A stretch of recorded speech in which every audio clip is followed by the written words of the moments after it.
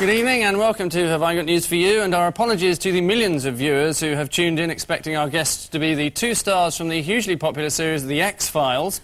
This information appeared in several newspapers and magazines, and yet no one seems to know quite how it happened. It's in the news this week, at beef crisis talks in Brussels, Agriculture Minister Douglas Hogg fails to convince Franz Fischler that he's in complete control of his brief.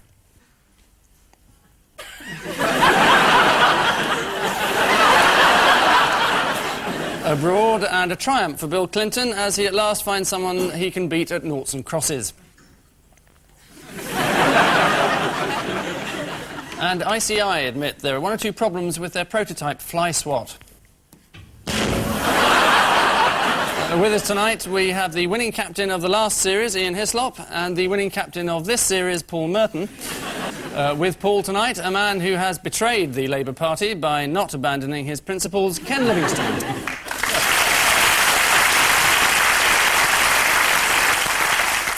Last year, Greg Proops was deported for not having a work permit, so on Ian's team tonight instead is Greg's identical twin sister, Gladys.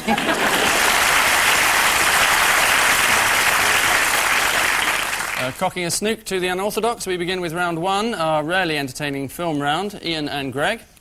Well, that's a jammy dodger. And he's holding a biscuit. That's a bastard who won a libel action. God, I hate him. It's this Tory MP, Neil Hamilton, who said he was going to sue The Guardian for 10 million quid for saying he'd accepted money to ask questions in the House of Parliament. And then just before the action was about to happen, he caved in and paid The Guardian himself. Said, I've run out of money. Which is obviously what we call rubbish in the trade. He'd just seen the documents and he knew he was going to lose. So The Guardian did this headline saying, liar and cheat.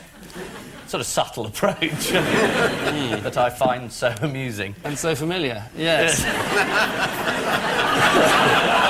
Interestingly, Portillo was on the list of people who've taken money from Greer. Lovely boy.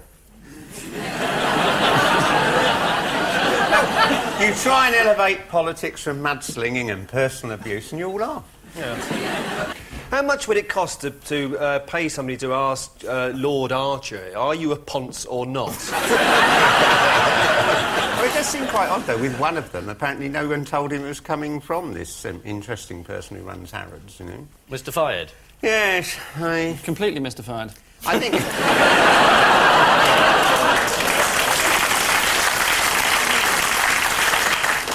Very sorry, I think said we that. move on now. Yes, I think so. Paul and Ken.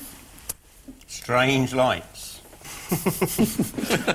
The Supreme Being. This is Madame Tussauds. They've announced they've finished the new cabinet. They've got it ready before the election. And I noticed it because they had to be worked, you see. When Harriet Harman got up to reply to Lady Castle, all these party officials came into the back to lead the applause, you know. A bit like the old Stalinist rallies, you know. Are you just jealous, Ken? No, I stood behind. I tried to get a chant going of string her up, but it didn't seem... Then these officials bundled me out, you know. I'm afraid you won't get anything out of a Labour MP this close to the election. It's going to be 7 months of complete bullshit. Oh,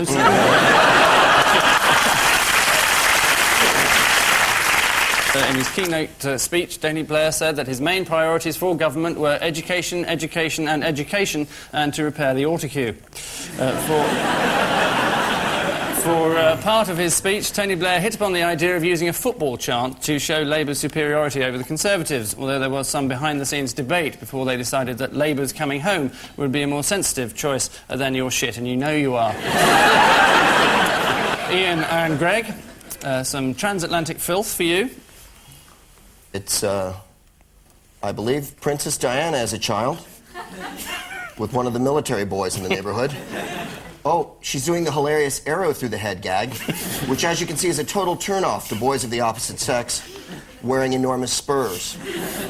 In the States this week, a 6-year-old boy kissed a 6-year-old girl, and he was suspended from school for sexual harassment, as we say. which is a little strenuous, I think, when you're 6, because you don't even know what's down there, and you shouldn't. But you went to school presumably over in America.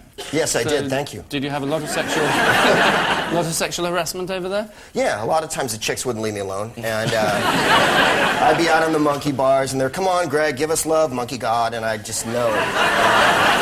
So I was in the principal's office quite a bit, and she was an older woman, and she taught me.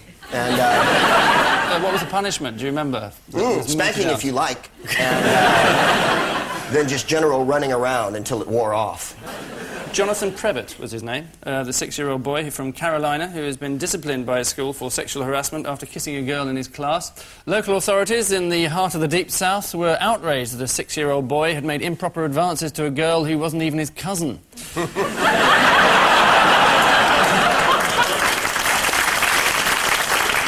And finally in this round, Paul and Ken. Oh, yes, of course. Yeah. Oh, this is the woman who lives in Islington under the great big blue pyramid that's... yes, Sarah Ferguson sort of phoned her over the years, and this woman, Madame Vasso, was taping them, and she has produced a book. You've got a moment where Sarah Ferguson suddenly admits that I am a useless ginger tart who's been taking the piss for 10 years.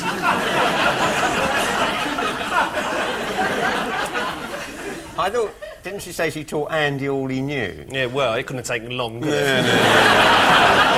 And what was the blue pyramid all about? Well, she has this blue pyramid, which, as you can see, is blessed with psychic powers, and you can, I don't know, you sit underneath it and you become very tranquil and calm and relaxed. Doesn't it focus on your life essence or something like that? And it can pick up Channel 5 without being retuned.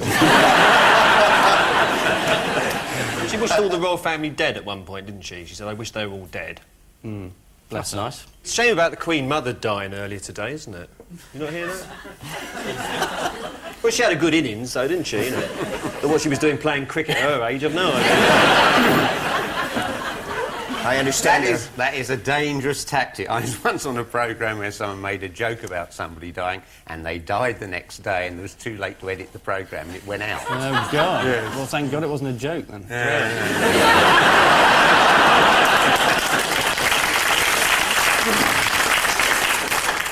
Yes, it is Fergie's psychic, Madame Vasso, who this week had all too predictably revealed details of intimate conversations with the Duchess of York. The Sunday Mirror told how Princess Diana was mortified when Fergie stripped off in front of her and showed her how to use a sex aid. It also came as a bit of a shock to the Japanese ambassador. Which royal overexposure marks an end to this opening sally, and a glance at the scoreboard shows that, well, it's pretty much 6 of one, half dozen of the other, being as it is 4 all.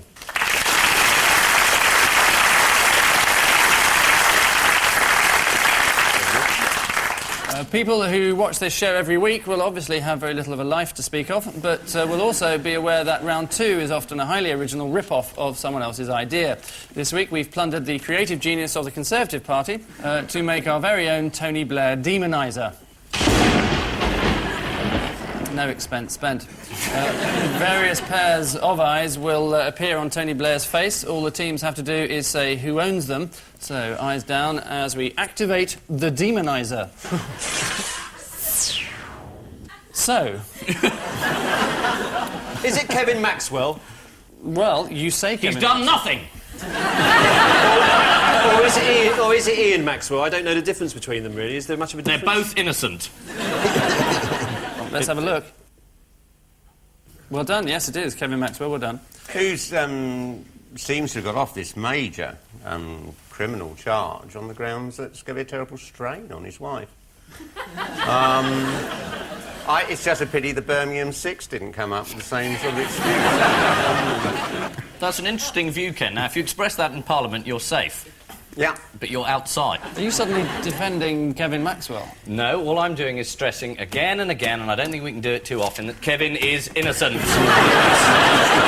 Yes, I think we'd like to state here and now that Kevin Maxwell is as innocent as O.J. Simpson. I dissent from it. I didn't hear the end of that. Oh, right. You will do when the show goes out. OK, back to the demoniser. That's one of the gladiators. His name is Raccoon. He's a fighting little feisty animal, and he will wash his own food. I don't know if you knew that. I think it's that race car driver. Jimmy Hill. I think it's Damon Hill, right? Damon Hill. Damon Hill. Sorry, Damon I dropped Hill, an right. H. Yes. No, no. You want to pick that up for me, Angus? With pleasure. Mr. Consonant? Yeah. It's, or Mr. Inconsonant, if you know him. Well, you say Damon Hill. Let's have a look. And Damon Hill it is, yes, very well done. The image of Damon Hill's eyes looking out of a crash helmet has recently been registered as a trademark to stop others cashing in on it. The spokesman said there's something very distinctive about Damon's eyes. Yes, they have difficulty judging corners. And so to the next terrifying gaze, which looks like this. Is it a cat that got too close to a game of snooker? I can't remember what it did. Was it something to do with a lottery or something? Bet on Frankie Dettori. 500,000 accumulator. Go on. And then his little... It was its owner that picked Frankie Dettori. You're just being unpleasant and Yeah. Yes, I am. I'll put you out of your misery. It is a Well, I've known some professional unpleasantness in my time, but... I'm sure you have. It is a rare diamond eye cat from Thailand called Fet. In the news recently because of his £60,000 wedding tomorrow to a female tabby cat called Ploy. Fet the cat will wear a red tuxedo, Ploy the cat will wear a white bridal gown, and for the honeymoon they're going on a river cruise. Incidentally, if you want to send them a wedding present, the wedding list is at MySarUs. And so, in the interests of political balance, we turn away from the satanic evil eyes of the Labour leader to the clear, kind, loving eyes of the Prime Minister. And our thanks to John Burt for that editorial decision. So, just one insertion. Can anyone guess whose eyes are these? Dopey from the Seven Dwarfs? I don't think it is, Close. actually. You know what? I think that's my esteemed colleague, Mr. H. That'll be Ian Hislop, the rest of us, then. Yeah. Are we to the stage now where people are asked to recognise photographs of themselves? Let's reveal it, first of all, just make sure it is... Oh, God, yes, it is. Oh, I say, got any more like you at home? Man, you had to beat the chicks away with a stick, huh? I'd be happy to be kissed by him. I think he's gorgeous. Who is it? It's Jimmy Somerville.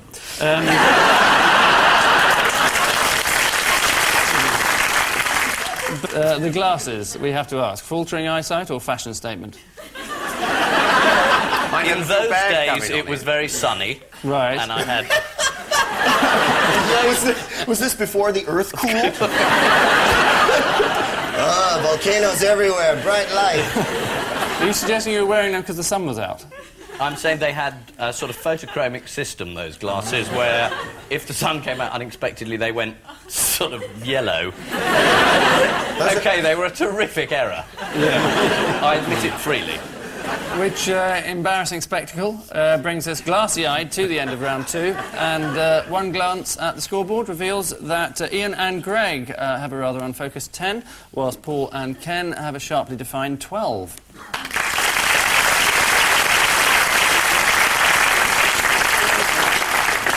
And so, to quote William Shakespeare, it would only be a further waste of time as we're about to play our odd one out round.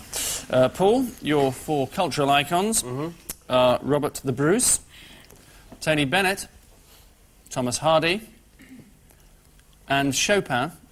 He's the only one with a bicycle. Yeah. Well, unless Robert the Bruce has sort of like got his bicycle up at the top of that barn and he's trying to get it down. It's about hearts, isn't it? Because they found Robert the Bruce's, or rediscovered Robert the Bruce's heart. It was buried in some casket sort of in the 20s, I think, and they've sort of got it out and tried to revive him, but it's no good. Frederick Chopin, I think he was Polish, and I think his heart was taken back to Poland or something, and his body was buried somewhere else, but his heart was taken back, you know, to give to the missus or something. Sorry about your husband, but you can have a fry-up tonight. That sort of thing, you know. Well, it's no good to him, is it? It's what he would have wanted. Yeah. Thomas Hardy, I think his heart was taken out. I think his heart is buried on its own in sort of Westminster Abbey or something like that. And Tony Bennett, I left my heart, obviously, in with some Franciscans. I say Tony Bennett's the odd one out. Is the right answer.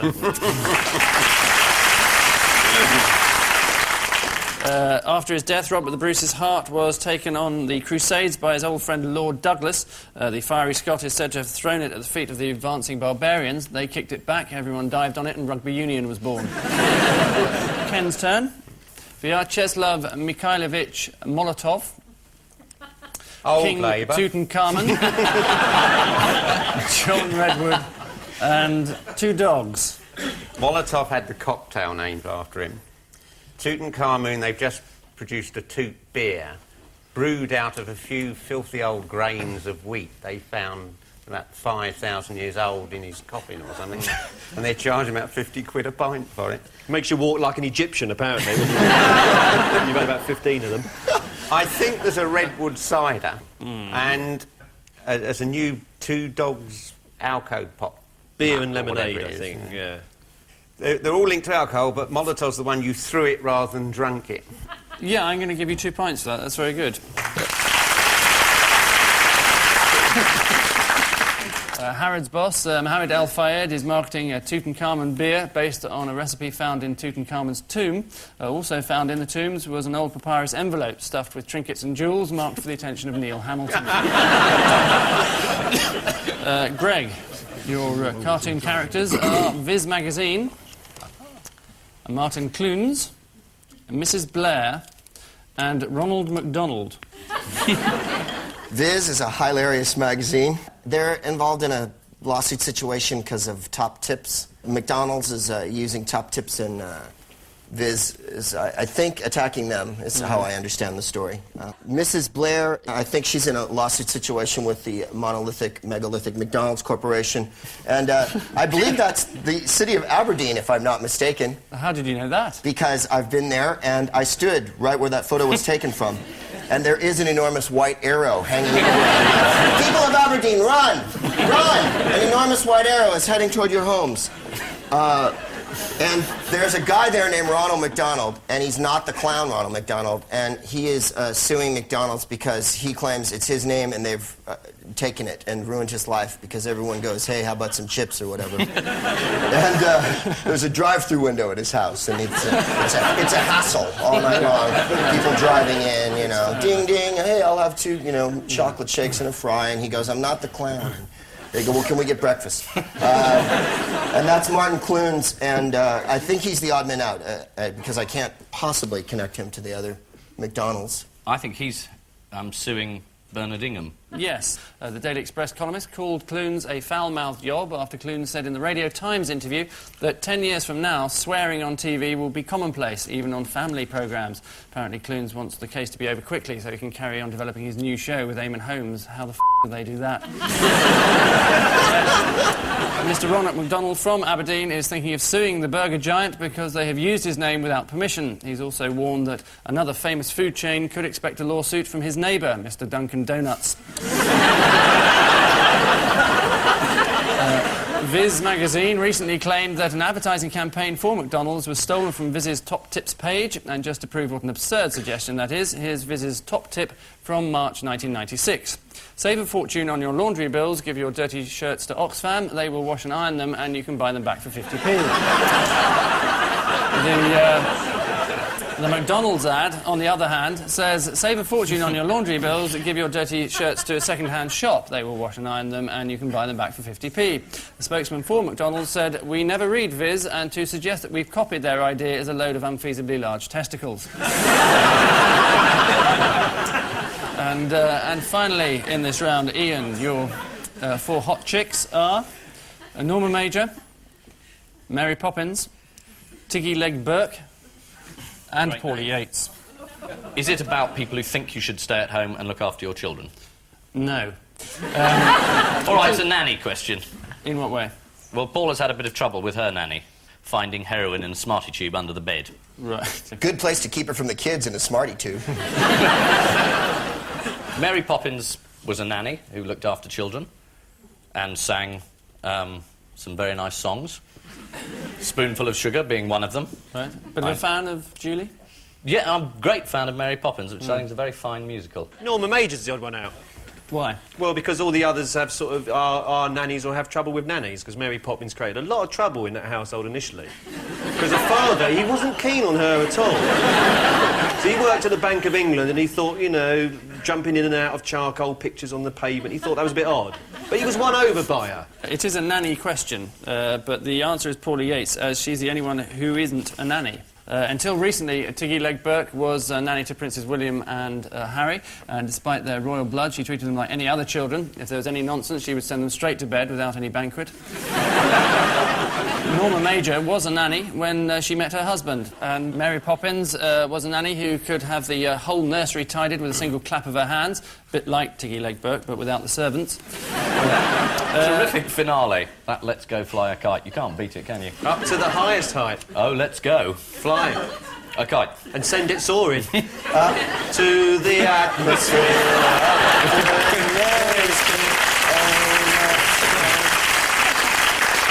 Well, that's pantomime worked out for this year, didn't it? All of which showing off because they're just overexcited puts this penultimate round to bed, and the simple truth is that Ian and Greg are refusing to lie down with 12, whilst Paul and Ken are looking comfortable with 16.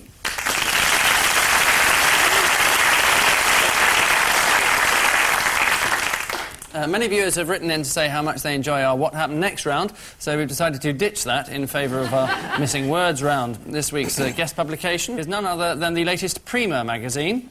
Absurd mainly for the fact that this month's guest editor is Cherie Blair. So let's push off with October is the month to make what? Is it September and November 4 weeks apart? Tomato chutney? Tomato chutney, I won't, thank you, no. Pumpkin lanterns. Pumpkin lanterns? Do you have Halloween in America? Yeah, we... Are you unaware of a whole series of films called Halloween made in Hollywood? Is Dick Van Dyke in the Halloween films? Yes, he is. There's been a bloody ex-murder, Mary Poppins.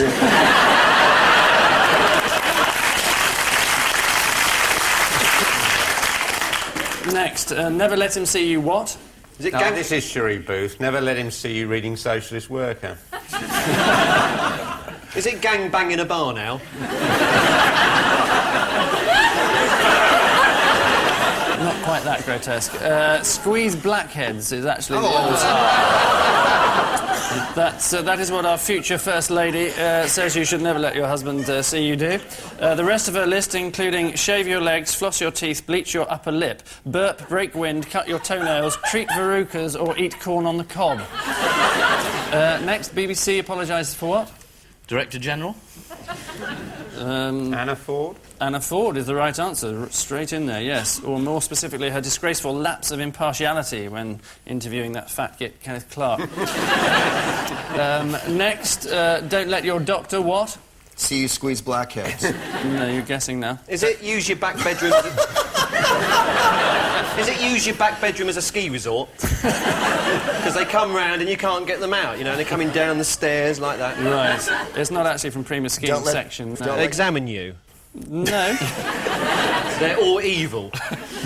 Bully you is in fact the answer. A common occurrence according to Prima because people too often go to the doctors when they're unwell. What? Alarmed by Wonder Bra.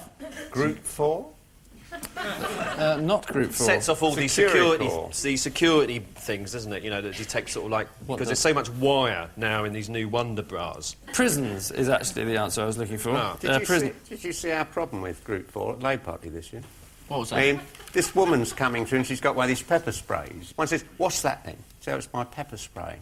She says, does it work? And another Group 4 goes, oh, yeah, it works like this, like that.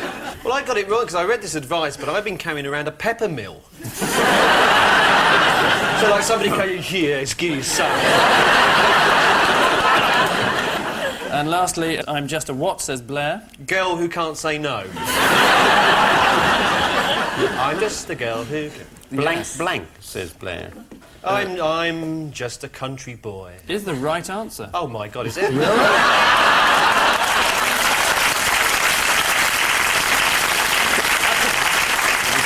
I said that because I've got Val Doonican singing it at home. I had no idea that was right. So we've got extraordinary. Val Dunican and Julie Andrews as well. Walk tall, Yeah. walk Yes. Thank you. I think we all know who he is. when it moved, don't when it stood still. Good. I never knew just what it was, and I guess I I will. Andy McGinty, the Irishman of note, came into a fortune and he bought himself a goat. You know that one?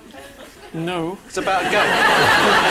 Paddy McGinty. Oh, right. It's very right. funny. Is it still available in record It's still available in the stores? shops. It's on the Right. Best of Val Dunican. You can get it on CD, $11.99. I recommend it for people who like Val Dunican. Right. Because it's the best of him. And for those who hate him, Don't get it. Unless you've got to think about animals, because Delaney's donkey's on it as well. He won a half-mile race, you know. It's the only thing I've ever found in common in our childhoods is an intimate knowledge of the best of Val Dunican.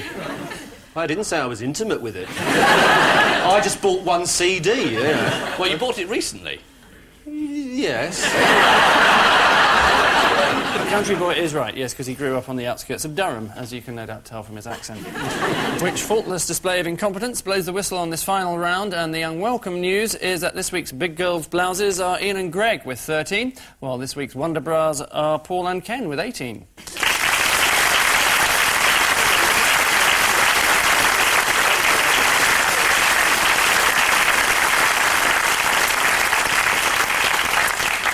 So we say thank you to our panellists Ian Hislop and Greg Proops, Paul Merton and Ken Livingstone, and I leave you with news that at the church of the former Bishop of Argyll, the Lord has sent a clear sign that the sex must stop. In Manchester, the mother of Liam and Noel Gallagher releases the earliest photograph taken of the boys.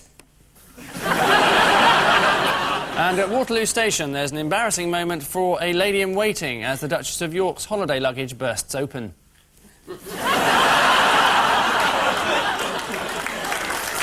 Good night.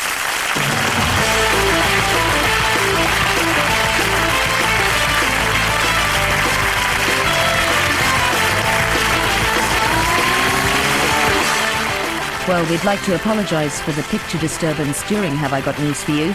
We hope it didn't spoil your enjoyment too much.